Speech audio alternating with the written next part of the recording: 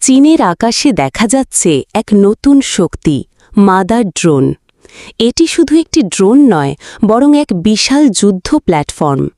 একে বলা হয় ড্রোনেদের মা। কেন? আসুন জেনে নিই। চীন এমন এক ধরনের ড্রোন তৈরি করেছে যেটি আকারে বিশাল এবং নিজেই ছোট ছোট ড্রোন, যাকে বলা হয় লয়াল উইংম্যান বা কামিকাজে ড্রোন বহন করতে পারে।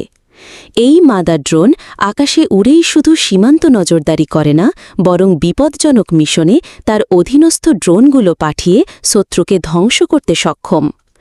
বিশেষজ্ঞদের মতে এই ড্রোনগুলো স্বয়ংক্রিয়ভাবে মিশন এক্সিকিউট করতে পারে, অর্থাৎ মানুষ ছাড়াই সিদ্ধান্ত নিতে পারে, যেটা বিশ্ব এখন দেখছে এক নতুন যুদ্ধের রূপ, যেখানে মানুষ নয়, যন্ত্রই সিদ্ধান্ত নিচ্ছে। চীনের এই মাদার ড্রোন কি বিশ্বের শক্তির ভারসাম্য পাল্টে দেবে? আপনি কি ভাবছেন? কমেন্টে জানাতে ভুলবেন না। ভিডিওটি ভালো লাগলে লাইক, শেয়ার এবং চ্যানেলটি সাবস্ক্রাইব করুন।